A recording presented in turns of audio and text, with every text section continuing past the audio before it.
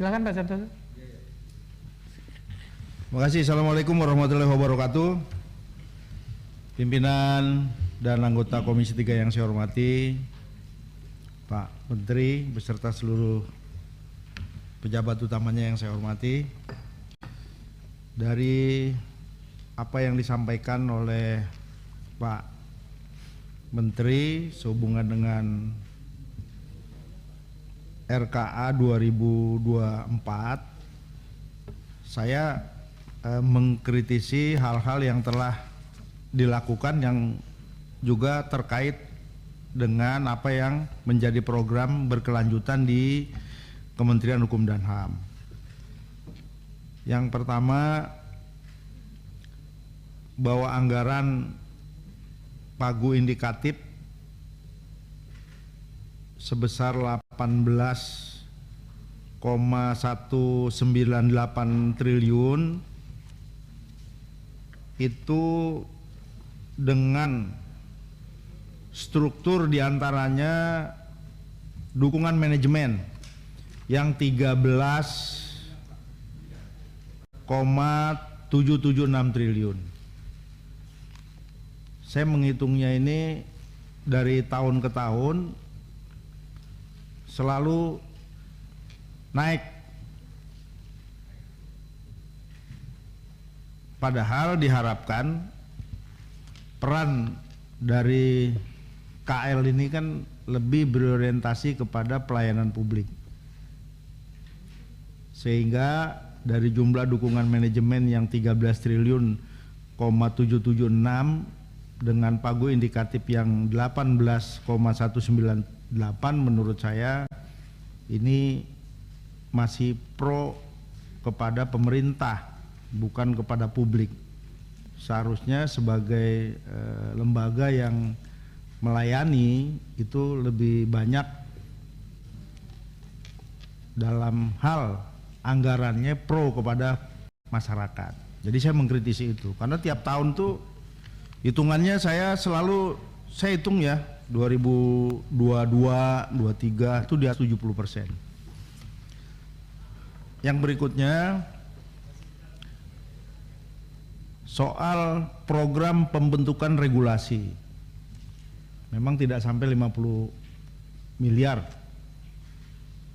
Namun ada instrumen program yang menurut saya ini duplikasi di daerah. Program apa itu? Program tentang fasilitasi Raperda. Raperda itu kan daerah, dan daerah itu, saya mohon maaf pernah jadi DPRD DKI Jakarta, membentuk Raperda itu ada anggarannya, bahkan termasuk kajian akademiknya sering juga memakai jasa dari Kanwil Kementerian Hukum dan HAM di DKI Jakarta. Itu ada anggarannya. Tapi kenapa di kementerian juga memiliki anggaran itu? Saya khawatir duplikasi. Dan berapa jumlahnya secara nasional ya, yang diterapkan dari program pembentukan regulasi. Yang berikutnya saya mengkritisi tentang pelaksanaan penelitian dan pengembangan di bidang hukum dan hak asasi manusia. Ini kalau bicara penelitian, hak untuk dilaksanakan atau tidak itu kan oleh eksekutif, oleh pihak pemerintah. Jadi dalam hal ini Kementerian Hukum dan HAM melaksanakan penelitian dan pengembangan dengan anggaran yang cukup besar juga. Apakah diimplementasikan oleh pemerintah? Dalam hal ini mungkin pihak kepolisian, pihak Kejaksaan Agung atau aparat hukum lainnya sehubungan dengan apa yang sudah diteliti. Tapi kalau penelitian ini hanya sebagai rutinitas kewajiban dari Kementerian Hukum dan HAM untuk melakukan itu, tapi tidak dilaksanakan baik oleh aparat penegak hukum maupun melakukan perubahan regulasi atas pelaksanaan penegakan hukum dan hak asasi manusia di Indonesia ini, menurut saya sia-sia.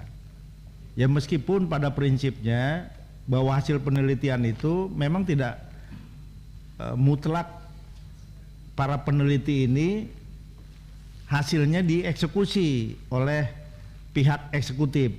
Namun sekali lagi kalau itu hanya sekedar tugas yang rutinitas tapi nggak dievaluasi dan tidak dilaksanakan oleh pemerintah, dalam hal ini Presiden memerintahkan aparat penegak hukumnya yang ada di Indonesia ini, menurut saya sangat sia-sia dan itu perlu dievaluasi pimpinan.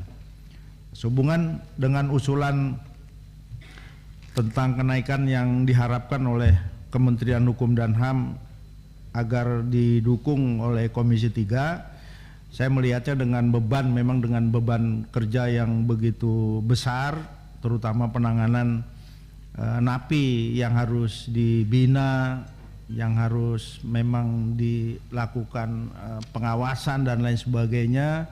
Ini sangat perlu juga menjadi prioritas kita agar lapas-lapas yang overcrowded itu bisa diselesaikan dengan support anggaran dari Komisi 3. Saya kira itu, terima kasih. Assalamualaikum warahmatullahi wabarakatuh.